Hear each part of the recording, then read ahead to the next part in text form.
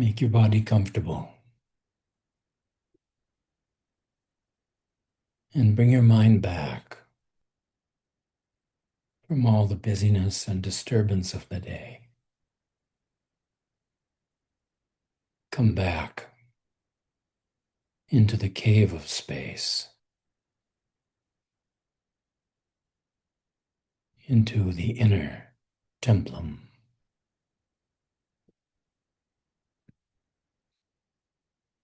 Feel the flow and the touch of the breath in your nostrils.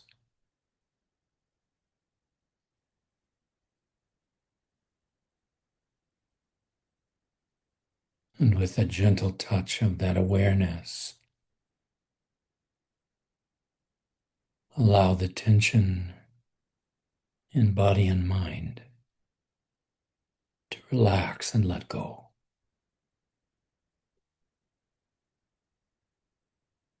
Feel the wave of breath and prana, the sensation of being alive. And for a moment, just recognize and enjoy being alive.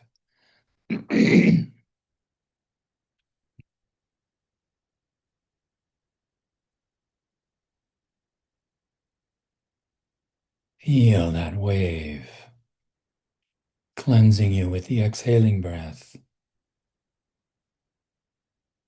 energizing you with the inhaling breath.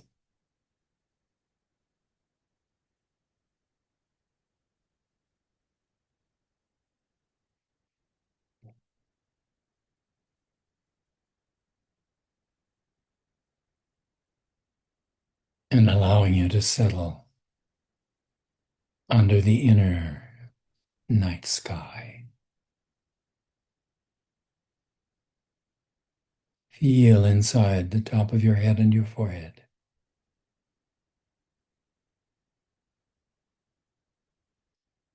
Notice any tension there and feel into the middle of it, gently and lovingly, till the muscles just let go.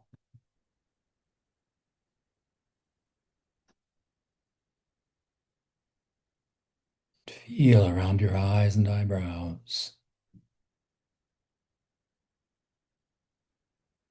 In the same way, allow the gentle mental touch of your awareness to allow your muscles to relax.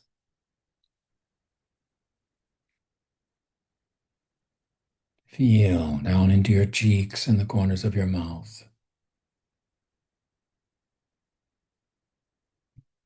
And let those muscles just hang on the bones of your face.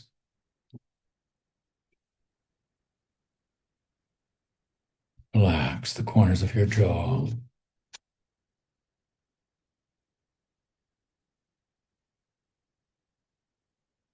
Relax the muscles in your neck.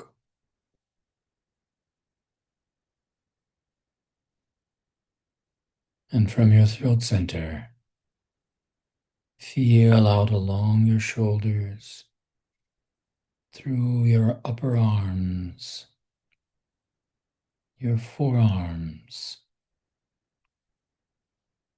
your hands, and fingers to your fingertips. Allow your breath to flow along that entire pathway.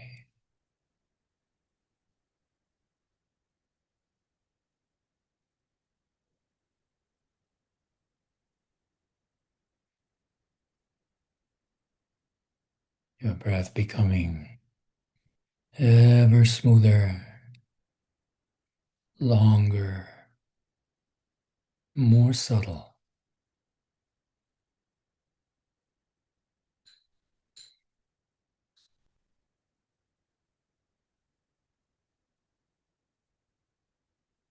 Relax your fingertips and feel back into your fingers.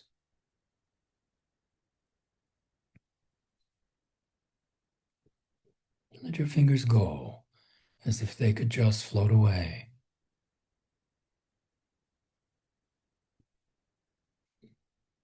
And then let your hands go.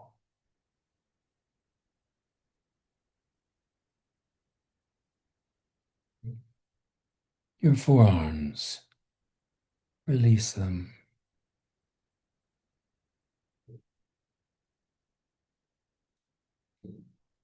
Release your upper arms and your shoulders.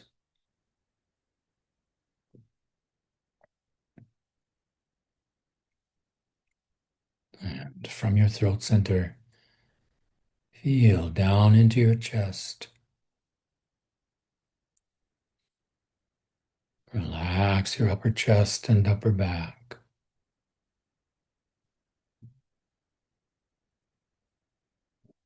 Feel into the muscles between your ribs. Relax your rib cage.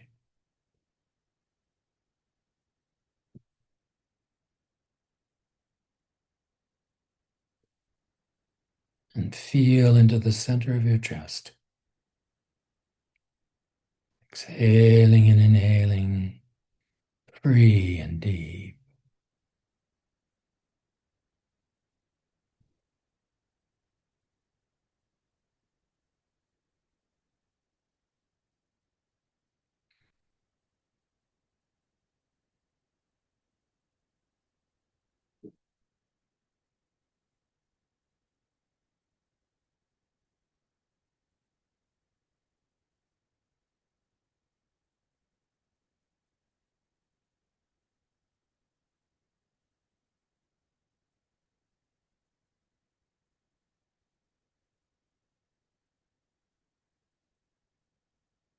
Relax the center of your chest. Feel down into your abdomen.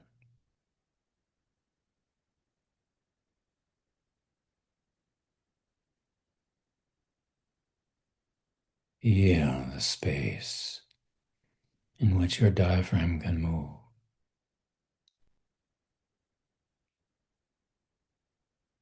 Relax your navel center.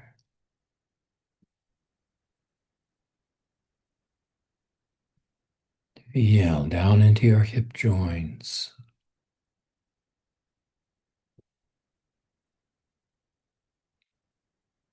Your gluteal muscles.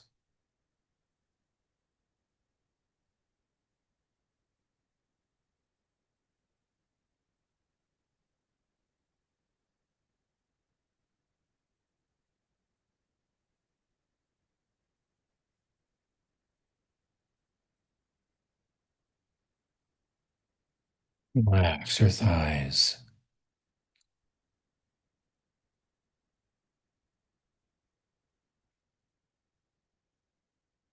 Your calves and lower legs.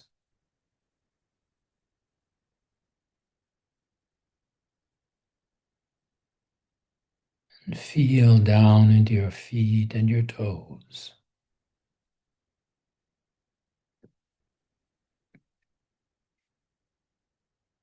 Feel the whole body breathe.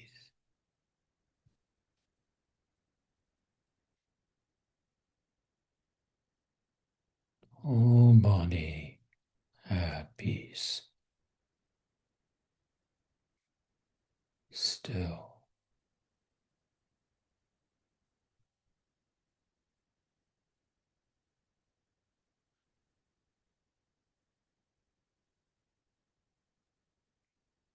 And then feel that wave, a gentle wave of breath and prana flowing between your navel and your nostrils.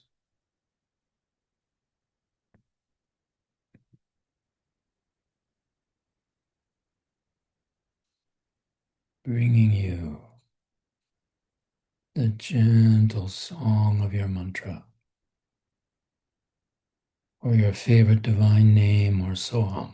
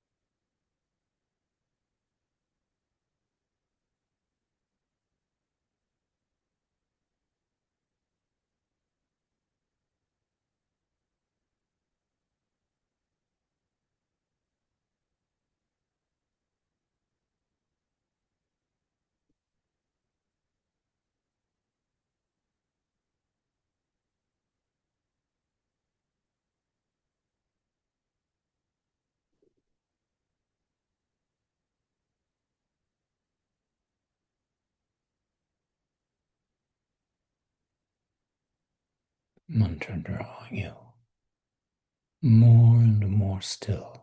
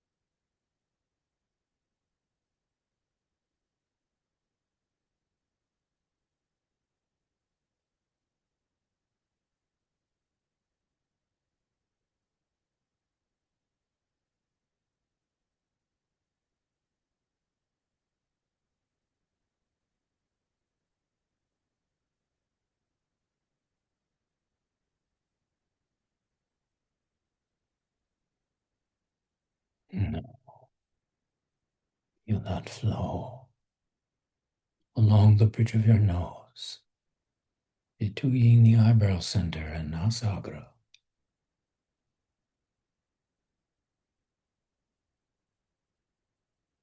Fine, subtle current, singing with the music of your mantra.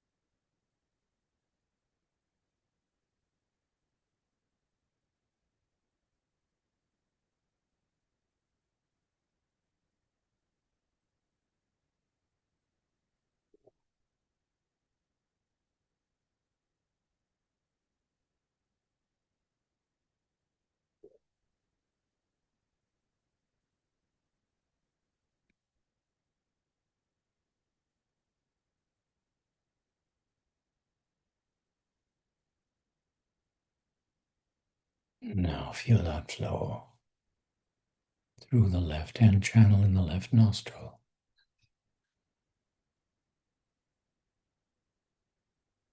The Chandraswara.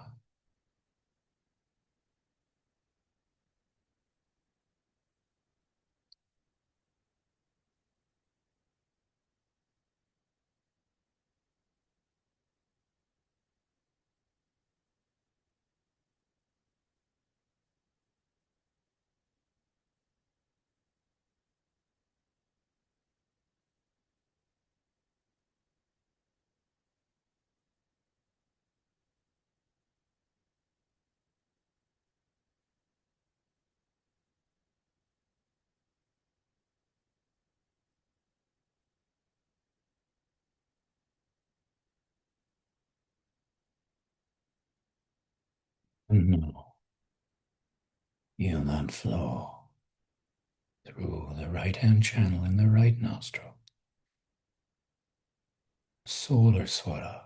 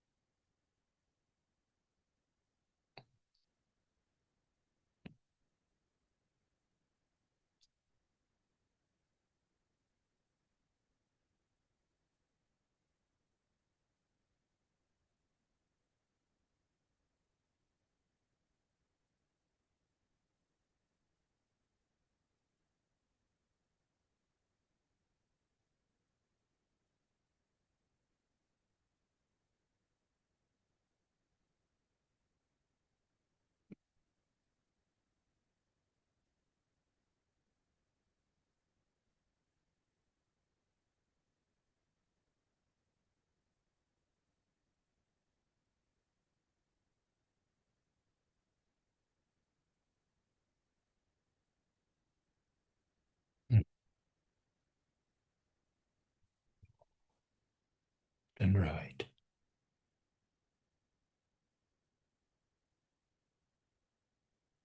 go deeper between these two into the Shunya Swara in Sushumna Nadi.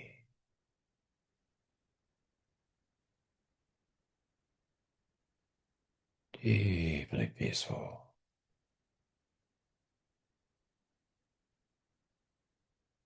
Breath may be very subtle. Just follow the presence of your mantra. Follow the Shakti.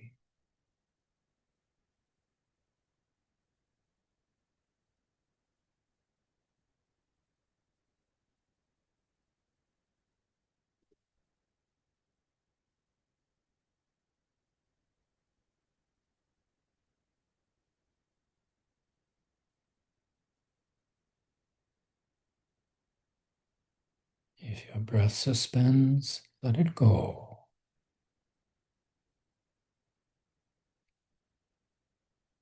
It's a blessing.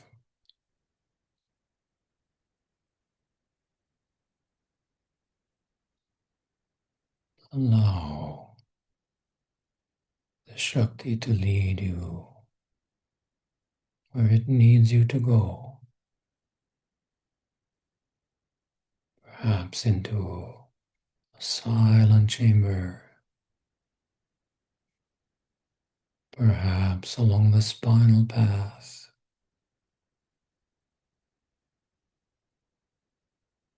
perhaps in a chakra. The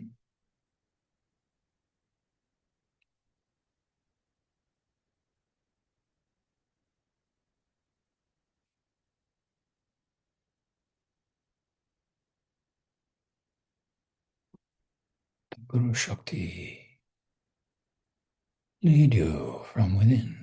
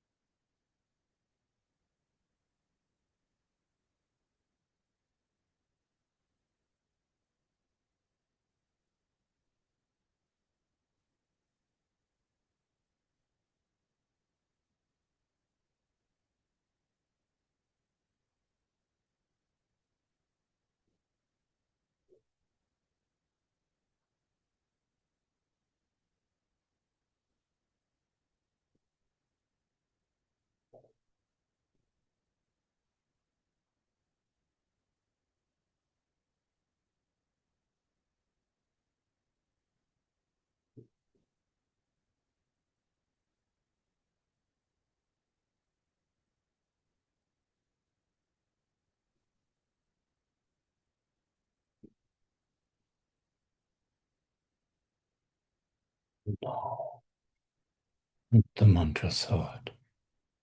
Again, ripple the surface of your calm mind.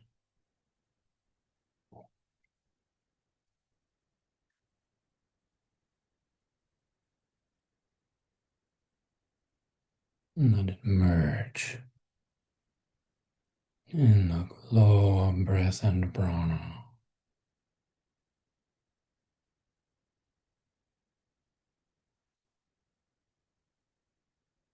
So that your whole mind is full of that song.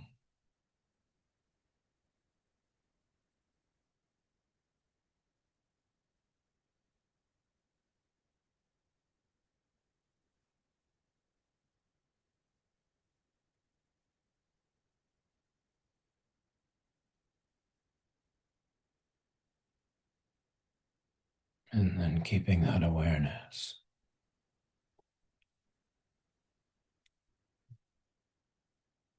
Let your mind turn gently outwards.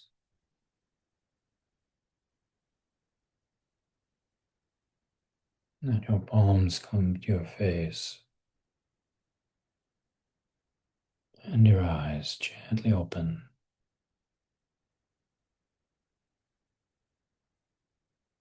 Filling your palms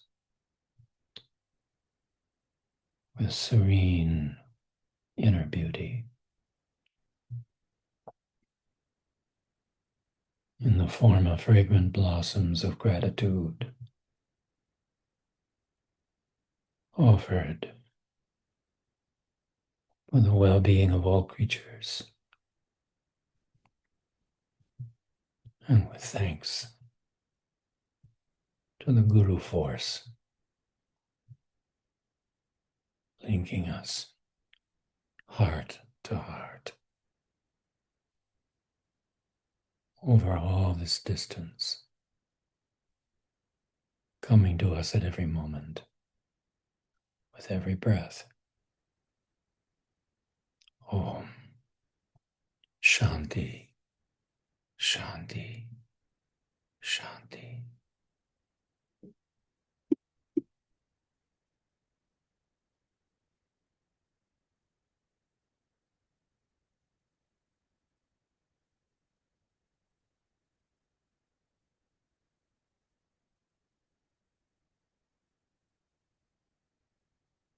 Welcome, everyone. Hope you all had a lovely Easter celebration or Passover or whatever you celebrate at this time of year. I spent a beautiful day with my niece's family. I finally have some relatives who live in the city here, so we spent the day with my niece and her husband and kids. We left off at the conclusion in chapter 5 of verses that Shantideva is using to explain the importance of good conduct, of Shila, the second of the paramitas after dana, generosity. And we're soon to come to the third of those paramitas, but we won't rush it. We still need to finish chapter 5. There was a whole series of verses between 92 and 96 about all sorts of ways of behaving moderately. When eating, do not gobble noisily, nor stuff and cram your gaping mouth. And do not sit with legs outstretched, nor rudely rub your hands together. In other words, be aware of what your body's doing. Eat mindfully. Do not sit upon a horse, on beds or seats with women of another house alone. In other words, don't put yourself in situations that can go where you don't want them to go. All that you have seen or have been told to be offensive, this you should avoid. It sounds like an injunction to just follow some rules. And really, what Shantideva is saying here is that modesty and love and compassion is the criterion. And that criterion really kind of sets the context for your behavior. Not rudely pointing with your finger, but rather with a reverent gesture showing with the whole right hand outstretched. This is how to indicate the road. This is an interesting point. So often, when we're talking to people and trying to make a point, how do we gesture as we're talking? You should listen to this and this and this and this and this is that. That Ahankara finger. And I think I've told the story in the past how Swamiji got rid of this habit in me. He saw me one day teaching at Sadagram, and I was giving a lecture and I was doing all kinds of pointing. And at dinner that night, he looked at me with his usual sort of casual seriousness and said, "Use your index finger too much. Stop it." That's all he said, because he had been at the back of the room watching what I was doing. And so I made a mental note about it and we went on with dinner. 3, 4 weeks later, I noticed I had never repeated that gesture. All of a sudden, as I was talking, my gestures were these kind of round gestures of the sort that he would always use. And it's not like I was trying to correct my behavior, but that moment of loving reflection from the Kalyana Mitra somehow took care of it without a whole lot of effort, which was really interesting. And I saw this sometimes, even in Swami Veda's relationship with Swami Rama. Swami Rama would say something to Swami Veda, and all of a sudden his behavior would change. And now, from inside that situation, I realize he wasn't necessarily trying to change anything, but somehow, in the context of that relationship, just having that behavior reflected back, having its immodesty reflected back by the mirror of the relationship with the guru was enough to change the behavior. And that's how our Kalyana Mitra relates to us, and then hopefully how we can also come to relate to each other now that the people we ordinarily consider to be our gurus have left the body. Do not wave your arms with uncouth gestures. With gentle sounds and finger snaps, express yourself with modesty, for acting otherwise is impolite excess. In other words, showing off. Lie down to sleep with posture and direction of the Buddha when he passed into nirvana, and first with clear resolve decide that you'll be swift to rise again. So he is suggesting that you lie down in parinirvanasana, that posture that you see in the reclining Buddha statues, the posture that Buddha took as he was leaving the body. And, you may or may not go to sleep that way. What is really being said here is just watch.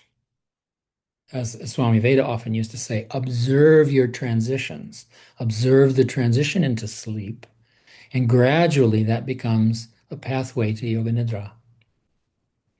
It becomes a way to observe yourself even in the process of sleeping. Um, and from the perspective of being a sleep clinician, lying down on your side is actually pretty good advice. In general, for most people, lying down on your right side so that your left nostril opens up is probably the best way to initiate your sleep cycle. As the nostrils change in the course of the night, that pranic rhythm will cause your body to shift from side to side. And you'll typically spend some time on your right side, some time on your left side.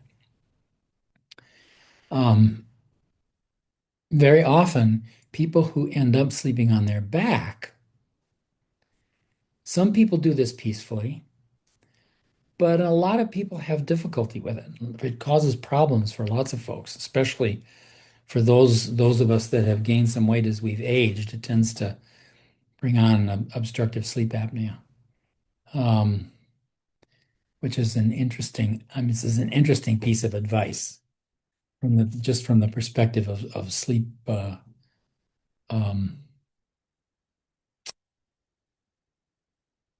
sleep behavior, sleep hygiene, we call it actually in the biz. Um, Verse 97, the Bodhisattva's acts are boundless, as the teachings say, and all these practices that cleanse the mind embrace until success has been attained. Just be mindful of how you present yourself at every moment, even to yourself. Even when you're with yourself, be mindful how you sit, be mindful how you gesture, be mindful how you move through the world.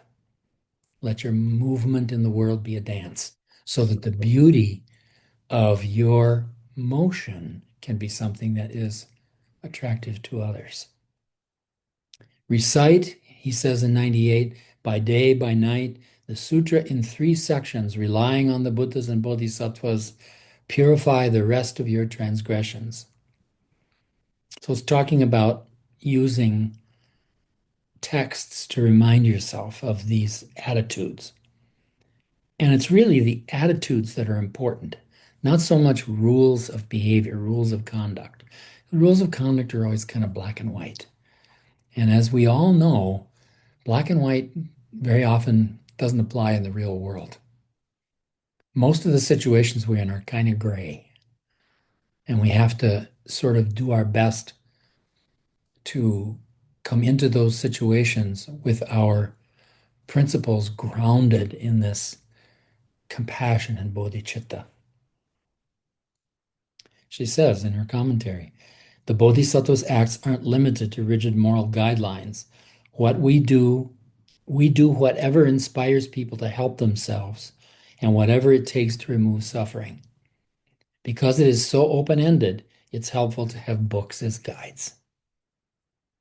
So it talks about the availability of books. And there are several comments in here about texts that are mentioned that are not readily available. But, we have lots of texts that aren't sort of the official texts of the Buddhist tradition that can guide us in these things. 99. And therefore, in whatever time or place, for your own good and for the good of others, be diligent to implement the teachings given for that situation. So it's not just a matter of memorizing the teachings, but allowing them to come forward at the right moment. I don't know about you, but for example, when I'm teaching in a class like this, even, very often in the flow of what's going on in the relationship between me and the people, the right stuff, if I really pay attention to that relationship, then the right stuff tends to come up in me. Whether it's a text or a story. I mean, I think that's one reason why people never got bored when Swami Veda would tell the same story over and over again. I mean, I've even had some of the same kind of experience. Because if the right stuff is coming up, then the story is relevant, even if people have heard it again. And of course, we all learned with Swami Veda.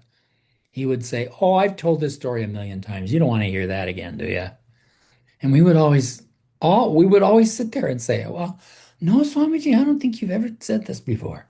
You tell us the story, because, of course, each retelling is a little different.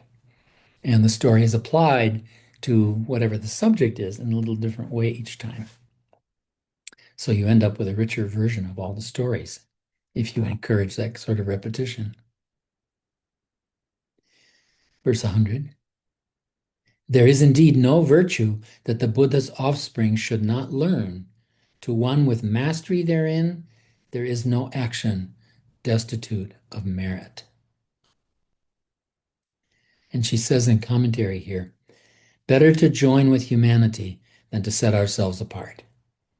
Aspiring bodhisattvas train by getting more involved rather than more detached. In paintings of the six realms, there's a Buddha standing in each realm, not just in a little bubble or looking down from above, but right in the middle of hell and all the other realms. This is one of the beauties of the Mahayana idea of the different domains of the Buddhas. There are 5 domains, and each of them is sort of um, governed by a principal form of Buddha with all kinds of bodhisattvas that sort of assist with that task. So there's the Buddha of compassion, there's the Buddha of steadfast discipline, Samantabhadra. There's the Buddha of compassion is Amitabha in the Far East, Avalokiteshvara in Tibet. So you have all of these different areas where different aspects of the Buddha display the attitude for that domain. But I think this point of being involved in the world rather than standing apart from it is really important. There is a time for standing apart. We all know that from time to time we need to retreat into solitude and into a space where we are free to do the practices that we otherwise have so little time to do given our day-to-day lives. So those are important ways that we go more deeply into our practice. But it's just as the rest of it is just as important. The rest where we are involved in the world and in relationships and doing this sort of day-to-day work of of showing the attitude of a bodhisattva, of using our mindfulness to let that compassion and openness and acceptance and love flow out of us into our action. I had a question today from someone in South Asia, a lady in Sri Lanka who's a Christian and a disciple of our tradition, who was feeling really bad about all of the way that the way that the world is going at the moment, all of the, different expressions of authoritarianism that are there in many different countries, probably most distastefully of all in my country. Um, and she was asking, is praying all we can do, or should we act somehow? And if so, how? And the point that I made with her was praying is really important. Doing your meditation practice is something that underneath the surface of things helps to promote an atmosphere of peacefulness and compassion in the world. So yes, that's very important, and it should certainly be there. In terms of action in the world, you can be very firm, but not be aggressive or hostile or angry about it. I think of the wonderful scene in the movie Gandhi, and this is very much true to life, to what actually happened. He's sitting around the table with all the powers that be in India, with the viceroy and the generals and everybody else. And they're um, talking with him about how ridiculous this civil disobedience is and all of that. And he just matter of factly says to them, yes, but it's time for you to leave. And at one point, I think it's the viceroy says to him, do you just expect us to pack up and leave? And Gandhi says, yes, it's time for you to go. As a matter of fact. And he had prepared people because he knew he needed to prepare them with some spiritual discipline. He had prepared people to conduct nonviolent civil non-disobedience, to present themselves lovingly and compassionately to the soldiers with the full expectation that they would probably be beaten, and they were. And then people were hauled off to the hospital, and another person would come in their place. Same attitude. And by doing that nonviolent civil non-cooperation, he managed to get the British to just pack up and leave without firing a shot. Now, shots were fired. They were fired by the Brits, you know. They weren't fired by the Indians. And he got them to leave India without weapons. Fantastic. Now, the whole thing kind of fell apart when it came to the partition of India, and it became a real violent situation after that. Yes. And that was after Gandhi was assassinated.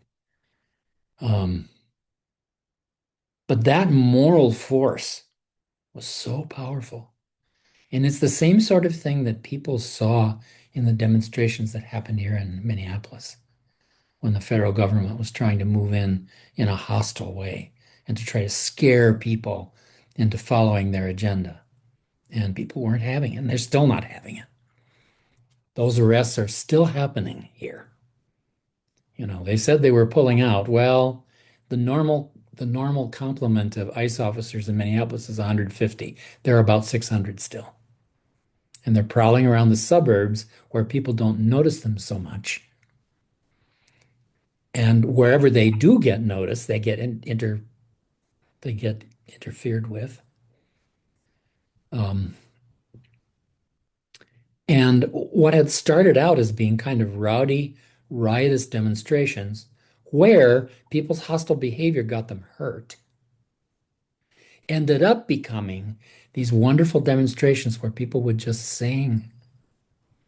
Thousands of people just singing, which was so beautiful. Not only was it a non-cooperation with what was going on, but it was also building a community among the people who were there and building a sense of communal intimacy in this work of compassion that people were trying to do. I think it set a very good example. That part of it set a very good example. And it really helped people keep their balance, and not go off into behavior that's going to get somebody hurt. So that part was, I think, really, really admirable. And that's the sort of thing that they're talking about here. Stoma, stoma, sorry. Um, Don't the, apologize. Just what's speak that? up. Don't apologize. Speak I know up. I had some cough or something.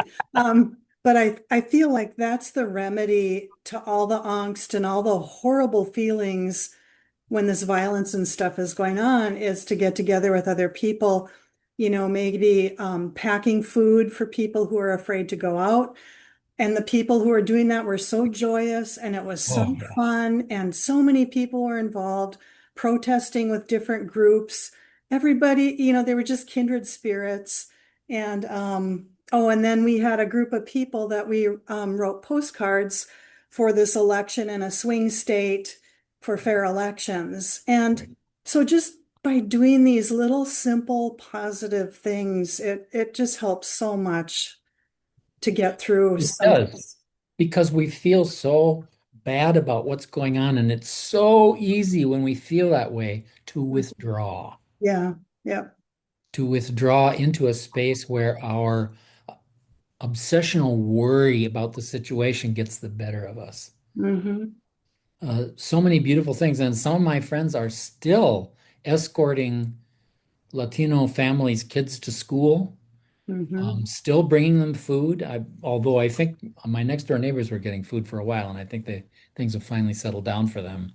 I used to have a lady come to clean my house, And she ended up being an undocumented person, and three people from her family were grabbed by ICE and deported. But we thought that was going to be the end of seeing her, and she did a really good job, actually. And she ended up coming back. I was very grateful to see. So we had a chance to talk with her a little bit about their experience of all of this. So yeah, you're right. I mean, this reaching out to other people in these ways are so important to keeping your own heart in good shape in Yeah, all of it this. keeps your heart open Right. instead of shutting down with disgust at, what's happening. You don't have to sit at home and watch the news and Yeah. scream at the TV. You know, like I tell people, I make as many jokes about Trump as anybody else, but I pray for him. He is one of the most broken people in the world. Horrendous. He doesn't even have the capacity to know how badly hurt he is. Just really, yeah. So she says here in the commentary, Trungpa Rinpoche exemplified no action destitute of merit. He was interested in using everything as a path to enlightenment. And she goes, lists a whole bunch of mostly artistic kinds of things that he was doing. But even just like we were just saying, even just the everyday behavior of getting on in the world, getting food to people, helping their children get to school, watching as the children are going back and forth to make sure they don't get snatched, that kind of thing. It's the same kind of loving, compassionate action. Verse 101. Directly then or indirectly, all you must do, all you do must be for others' sake, and solely for their welfare, dedicate your actions for the gaining of enlightenment. It's good for them, it's good for you, it's good for everybody. It helps everybody, the compassion in everybody grow to do these things. So it's not a matter of hiding away from the damage. Rather, it's going out to meet the damage, and to come at it with a good heart that helps you to know what to do. Never at the cost of life or limb forsake your virtuous friend, your teacher. Learn it in the meaning of the Mahayana, supreme in the practice of the bodhisattva path. This harkens back to the idea in the Yoga Sutras of the guru, the person of the guru as agama, as a text. The everyday behavior of a guru is this kind of text. It shows you how to live that compassionate life. What comes to mind is the story Baba used to tell about being on the road one day, and like we all do when we travel by taxi on the roads in India, they stopped for a tea break at some little chai stall, and he's sitting there enjoying his cup of tea, talking with the chaiwala. And the chaiwala is telling him about how he has a hard time getting his kid to school. They just don't have the wherewithal to be able to pay to keep him in school. And so Swamiji calls his assistant over and speaks quietly with him. And he committed that day not only to paying that child's way through his entire schooling, but also through university. And he did. Every month he sent them some money for that. It's just the sort of thing he did quietly without letting everybody know. And to some people, it looked like he was enjoying the high life, but they just never saw all of these small acts he would do quietly and sort of out of sight. And that's our example. Um, she talks a lot about how we need the example of someone who is fully awake. And yes, those things are really important. That's why, for example, having people especially those who never met Swami Rama, see the videos of him. Let them see how he moved in those lectures. His movement is a dance, and it's regal. The way the charisma he has in her, this is the Greek term charisma is a beautiful word for that sort of atmosphere that such a person brings with them. That's important and very useful, and it's good for people to see that. But for us now, the people that had a chance to know him a little bit in person and to watch some of these things actually happen and to be with him for so many years, our task is to work very carefully in our mindfulness with ourselves and in our meditation practice to find that teacher in the core of our mind, in the core of our buddhi, to listen carefully for that small, motherly voice that will speak to you when you can hear. That's the task. We have to get ready to hear. If we really get ready to hear, we'll hear something, you know?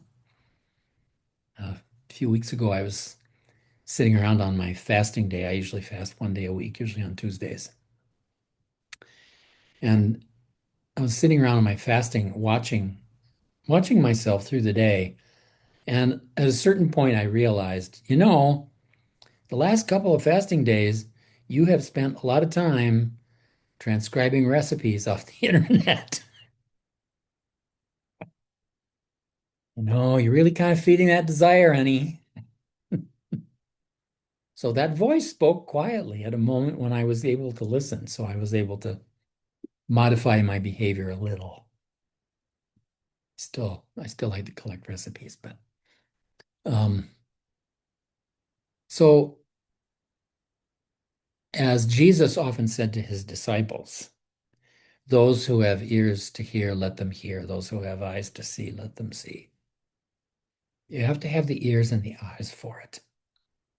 And our task now is to sharpen those inner ears and eyes so that we can find the guru that still lives in the world. It lives in the world through us and through our behavior. I so often tell people, God has no hands except yours. Our hands are the only hands that God has. So we need to use them that way. Let's see here. 103. For thus you must depend upon your guru, as you will find described in Sri Shambhava's life and elsewhere in the teachings of the Buddha. These be sure to study, reading in the sutras. Yeah, of course. I don't know who this Sri Shambhava is that he's referring to. And she doesn't really talk about that in the commentary. I wonder. I'm just going to check here and see in my other edition if it somehow footnotes who that is. It's 5103. Oh, I almost opened to the page.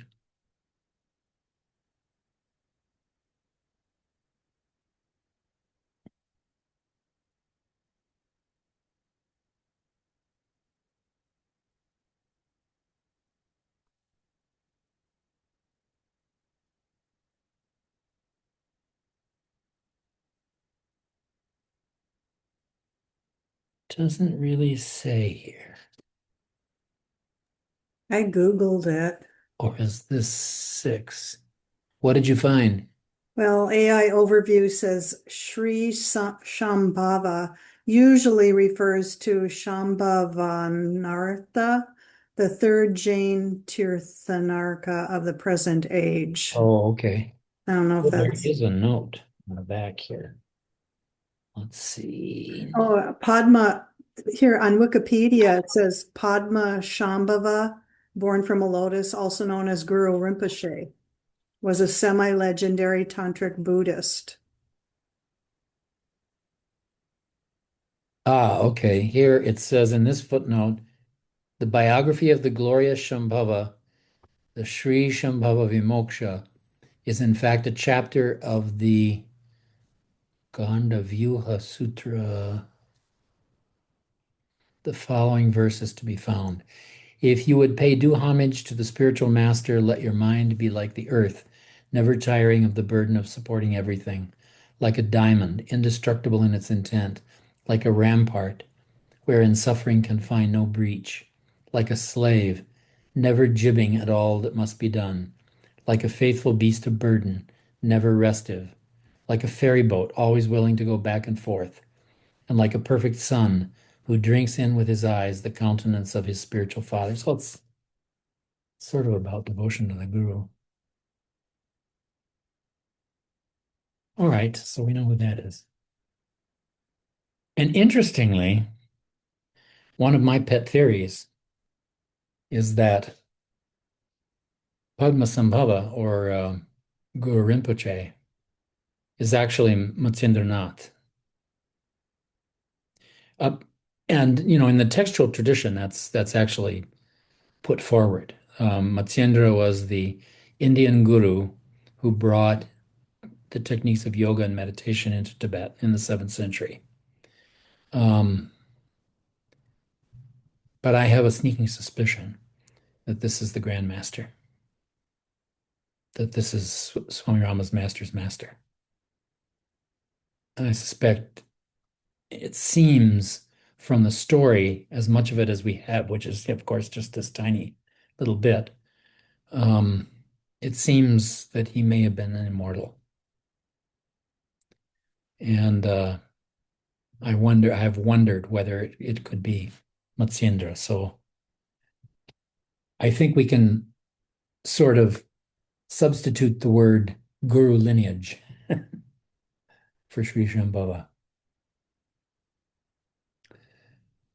And, Shambhava is the Sanskrit of it is from sham is the verb root for pacification, and bhava from bhu, to become. So Shambhu, this name for Shiva, is the very being of peace. And of course, Padmasambhava certainly could be Sri Shambhava from that perspective. Yeah. So not just as you find the Guru described in Sri Shambhava's life, but seek that living, immortal presence at the core of your own mind, at the core of your own buddhi. 104, it says, the training you will find described within the sutras. Therefore, read and study them. The Sutra of the Essence of the Sky. This is the text that should be studied first. The Digest of All Disciplines contains a detailed and extensive explanation of all that must be practiced to come what may. So this is something you should read repeatedly. From time to time, for sake of brevity, consult the Digest of the Sutras, and those two works peruse with diligence that noble Nagarjuna has composed. And she says, unfortunately, these texts are difficult to find or have not yet been translated. But of course, there are lots of other books, like the Yoga Sutras, that help you to do that. Whatever in these works is not proscribed, be sure to undertake and implement. And what you see there, perfectly fulfill, and so safeguard the minds of worldly beings. 108. To keep guard again and yet again upon the state and actions of our thoughts and deeds, this and only this defines the nature and the sense of mental watchfulness, of mindful awareness, of the awareness that we try to cultivate, not only in our meditation, but also in our day-to-day life and how we live it. And finally, verse 109, but all this must be acted out in truth. For what is to be gained by mouthing syllables? What invalid was ever helped by merely reading in the doctor's treatises? Well, quite a few people, but we get the point. It's not just a matter of repeating the mantra a million times. It's a matter of helping the presence of Sri Shambhava sink into your mind. Sink into your mind in such a way that it gradually dissolves your ego. And it gradually makes you more and more willing to take food to your neighbor, more and more willing to safeguard your neighbor's kids on the way to school, more and more willing to spot a person who's struggling on the street and do what you can.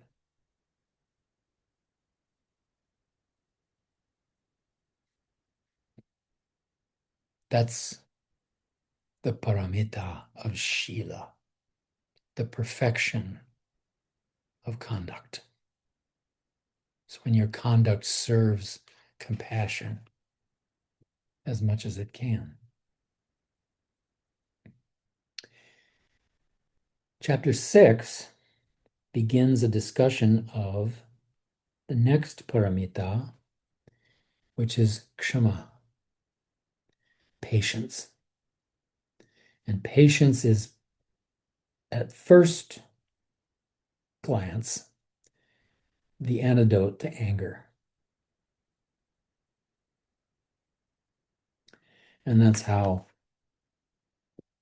Chudran introduces it in her commentary. First verse, good works gathered in 1,000 ages, such as deeds of generosity or offerings to the blissful ones, a single flash of anger shatters them.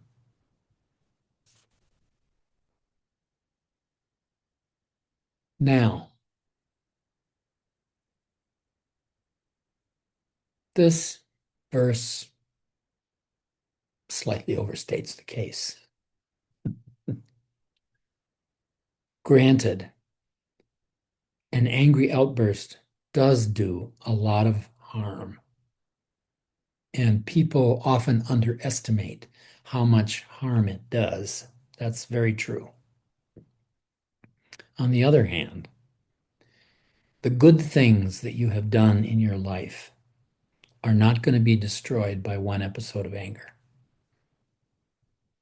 As Swami Kriyananda came to Yogananda one time asking him, when a great saint falls, do they fall further than an ordinary person? Yogananda's answer was no.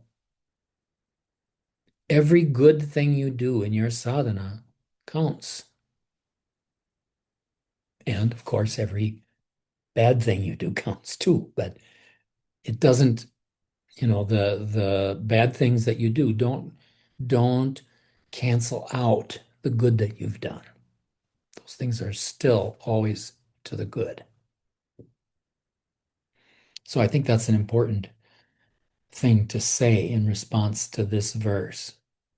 But then Children goes on in her commentary to talk about the unanticipated problem, that the unanticipated damage that anger can create in so many situations in our lives.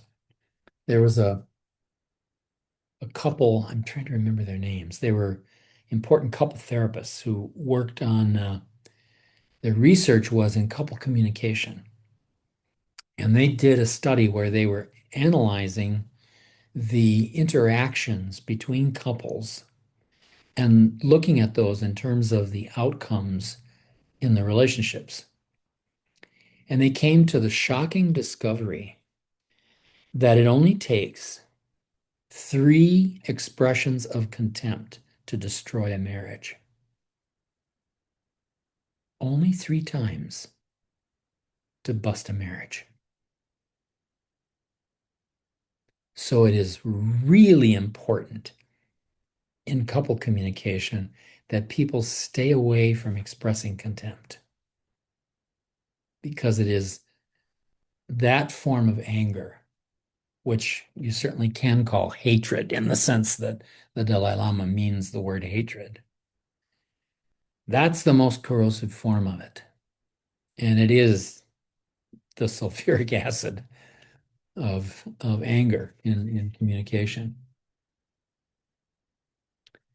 And she talks about how Once we recognize the unnecessary pain our anger causes, we're already on the way to undermining its power and its ability to shatter years of goodwill. That, of course, is precisely what Shantideva wants us to understand. She recommends here, first, just observing your angry behavior. You know, doing your anger mindfully helps you to see everything about it, especially the parts that are harmful, that you might not, that you are willing to sort of um, trade away in the interest of power. Because anger so often is a way for people to feel some power. You know, we certainly know this from the news. Every day there's some expression of impotent power from our potentate. Um, Even when people are grieving, very often, if they're grieving in an angry way, it's an effort to feel some power over the experience. Grieving is really painful and is tough on people. And if they can get a little angry about it, then sometimes it helps people not feel completely powerless and vulnerable. But the experience of grieving is about allowing yourself to go into that vulnerability, to really understand it, and to have a sense of intimacy about with yourself, about the injury that that grief represents and that that vulnerability represents. So the ability to observe angry behavior as it's happening is really helpful. And at the point where people can no longer observe it, as a therapist, that was the moment when I would tell people, stop talking. Talking is not helping you right now. It's not helping either of you understand anything about the situation. And that's a time, from a meditative perspective, to just sit with each other. In therapy, I would often recommend, if it gets to that point, if somebody's really losing it, if you're really losing your balance in an argument, and I'm not saying don't have arguments. Sometimes you need to raise the volume on an issue in order to have it gain its proper respect in the relationship. But as soon as you start to lose your balance and it begins to become angry and blaming, then you need to take a break. You need to take a break to get your balance back again. And when you do that, what's really important is that you make an appointment about when to come back. Let's talk about this in 5 minutes, 10 minutes, in an hour, tomorrow, whatever is the appropriate interval. But definitely make an appointment to come back to the issue because then you keep the connection with the person. One of the most painful things in those kinds of interactions is that the connection gets broken and one or both people feel abandoned.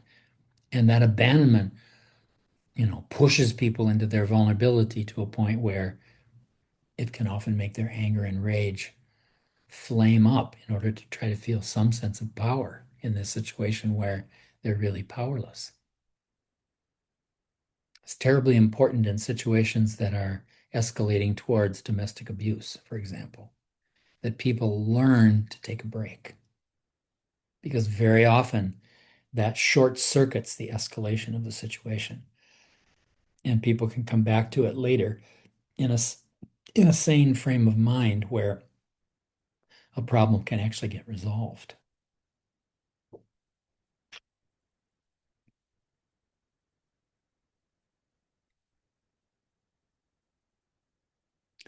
She says here, but what are these good works that can be shattered in a flash? Good works that can be so quickly destroyed are superficial. Superficial acts of generosity, superficial offerings to the Buddhas, these are not the good works that transform us to the core. Fortunately, a fundamental change of heart can never be lost. Oh, that is so true. So true. I love that phrase, a fundamental change of heart. Sometimes these are little things. Oh, I didn't realize that this was so important to you. Sometimes they can be very big things. What comes to mind for me is the moment when I realized that I hadn't really become thoroughly willing to be Swami Rama's disciple 26 years into my relationship with him. Why? Because among other things, I was saying no all the time. And I realized I got to stop doing that. Can't do that anymore. There was some fundamental change of heart that happened. And I'm not saying it was entirely on my account either. There had to be some grace involved with it somehow, because I was just as pig-headed as anybody else in my commitment to my own way of seeing things. And somehow that all changed. And that's another reason why the relationship with a spiritual friend is so important, because it feeds those kind of moments in us that create those fundamental changes of heart that really are lasting in our lives. In Asia, for example, she says, it's common for Buddhists to offer money to build temples. But if their generosity is simply an outer gesture to gain merit, it could actually increase self-importance rather than increase self-importance rather than dissolve it. I think we can all think of people we know who have behaved that way. You could be a high-powered business person doing all kinds of shady deals and think you're accumulating merit by performing conventional acts of virtue. But these superficial acts, while they might have some virtuous consequences, are destroyed by the power of rage. It's like all the ways that for years the mafia maintained its relationship with the church through these superficial acts of generosity, which the church was probably a little too willing to accept. But if you're aggressive in your dealings, then that's how you'll be regarded in the world. You might smile and give generously, but if you frequently explode in anger, people never feel comfortable in your presence, and you'll never have peace of mind. Verse 2. No evil is there similar to anger, no austerity to be compared with patience. Steep yourself, therefore, in patience, in all ways, urgently, with zeal. Patience is a pretty good translation of Kshama. It's just that steady, open-minded, open-hearted acceptance of whatever comes. It's part of the practice of santosha, of contentment in yoga. And it's also part of the practice of asteya, non-stealing, which isn't really about possessiveness. It's more about what do you decide, what do you define to be yours, right? You admire my pen? Oh, okay, you should have it. You cultivate a sense of non-attachment to the things around you. And part of the result of that is that you gradually become more generous and less aggressive. You act on your compassion. You want to facilitate another person's enjoyment of beauty, for example.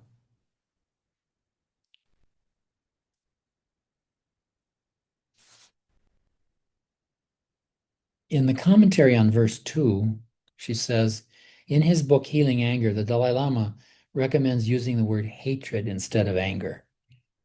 There are times, he says, when anger is appropriate, but hatred is never justified. Anger can be motivated by compassion, but hatred is always accompanied by ill will. And I think she's right. I think this is a very helpful distinction to have. I love that. I love that paragraph because just today I was, looking at the little children that died because of our bomb in Iran, and I was so angry, so angry. But it came out of compassion. So I'm really glad that she made that distinct or he made that distinction. Yeah. No, that's terribly important. It's the willfulness, it's the ego that gets in there that creates hatred out of anger.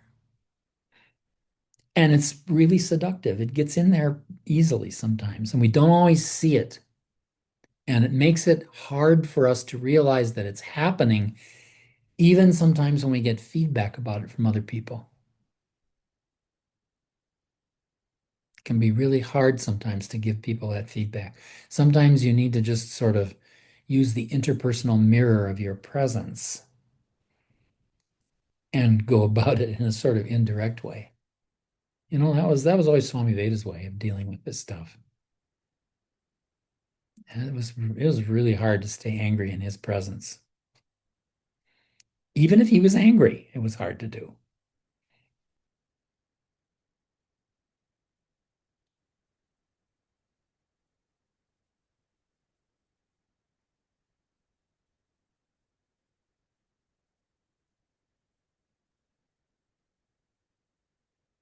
The next verse, verse 3, those tormented by the pain of anger will never know tranquility of mind.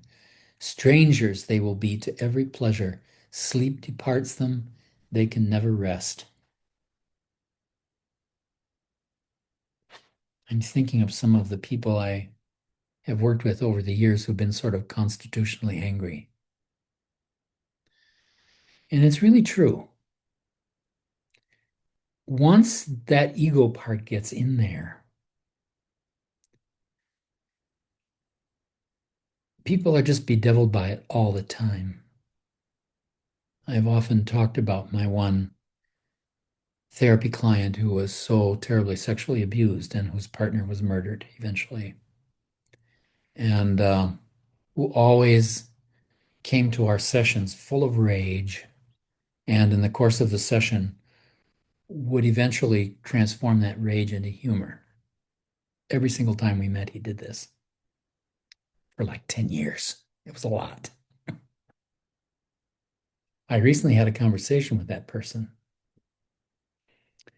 and he's gone through this whole incredible experience of losing his partner to murder, murdered by a mentally ill person who didn't know any better at the time. He was out, this person was out on leave from a psychiatric hospitalization when he shouldn't have been. And this whole situation became the impetus for a movement to close this little loophole through which he fell in the system. And that was part of what really helped my client. In our recent conversation, he told me that the date is coming up for that person's trial in the murder case. And he wants to invite the family of the accused to join him in the trial in asking the judge to acquit him on account of mental illness, to do that together in court. Can you imagine such a beautiful piece of healing? He actually has worked his way, and this guy really put in all his time on this. I can testify to that. He did all the emotional work to go all the way through this horrendous life, a whole life of this sort of traumatization. And even the murder of his partner, and he comes to the place where he can forgive, really forgive in a way that he totally lets go of it. Wow. That is an incredible achievement. Very few people get that far. This is one of my beefs with Protestant Christianity is that people tend to do this sort of intellectualized forgiveness. That's pretty inauthentic because they haven't done the work. They haven't done their homework about it. I remember after that horrible shooting in Charleston, South Carolina, the next day, the families of the victims were on TV saying, "We forgive the assailant." because he came to a prayer meeting. Well, they hadn't done their homework. They're not ready to forgive yet. They got a lot of work to do, to get to that point. But being able to move through all of that and get to the point where you can really let go is really something. She says in the commentary on this verse, another practice I recommend is done during meditation. If you've been angry, you can intentionally replay the whole story. Pay attention to your feelings and thoughts. Are they obsessive and repetitive? Do they fuel your grudges and judgments? Then, while gently breathing in and out, take the feeling of anger as the focus of your meditation. Give it your full attention without moving away from it or by repressing or acting it out. Try to experience the anger non-verbally by getting to know its qualities. What color is it? What temperature? How does it smell or taste? What are the feelings in my body? Really looking at it. And if you really start to look at it, you begin to learn interesting things about it. It's a little bit like this process of, instead of arguing with people you don't agree with, get curious about how they came to have the beliefs they have. Then you learn something useful about how to relate to that person. Same thing with your own anger. You know, take a careful look at it. Watch how it operates. How does it operate cognitively in you? How does it make your body feel? Each of those, each of those realizations gives you some data about what you can do to feel better, what you can do to make that less intense, what you can do to eventually get to a place where you can let go.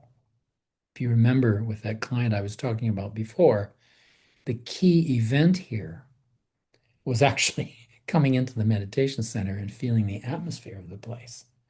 And after a couple of weeks of this, he came in and he said, you know, my partner really was very faithful Catholic, and he wanted to live, he always wanted to live by the prayer of St. Francis. And I think if I'm going to honor the memory of his life, I need to do the same. And I need to give up all this anger and rage, arguing with my family about Trump and all that crap. And I thought, holy moly, where did all that come from? You know, came from him doing his homework and really being capable of seeing the impact that all of this was having on the totality of his life. And I think there was probably some help from grace there, but it was just so beautiful to see this kind of transformation. You don't get to see it very often in people. And it just gives you all kinds of joy when you can see somebody get that far with it. So that's the first part of cultivating the paramita of Kshama, is being able to really look at the angers in your life and understand them in a way that gives you some data about how to work with them and eventually how to play with them constructively in life. It's exactly our time. And I think that's a good place to close for tonight. This is such an important topic. And I'm glad that we have an entire chapter of the text to really digest it. Yeah. I think next time, there's anger, and there's sort of garden variety anger and hatred in the world. Then there's also the anger and hatred that comes from trauma. And that's a deeper question and a really important one in people's lives, in our lives.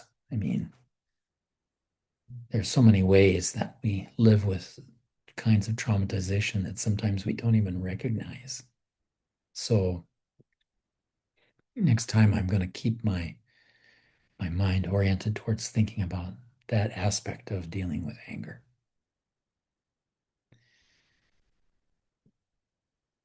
So let's sit for a few moments and allow our mind to relax back into that space, back into the cave of space within, and into the serenity of the inner night sky and the beauty of the stars within it.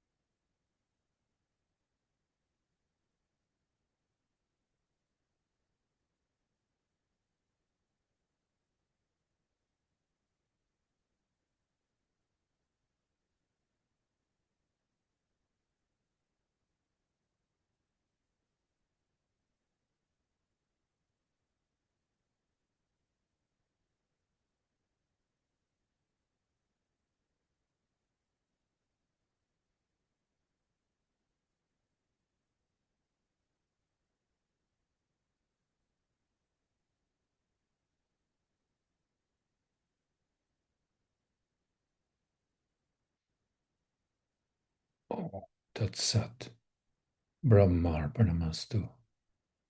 Om Shanti, Shanti, Shanti.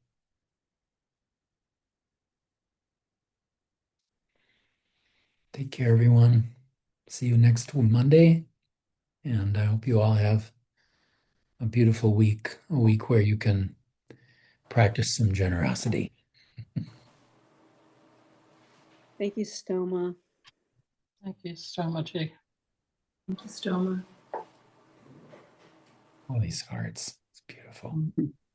Thank you.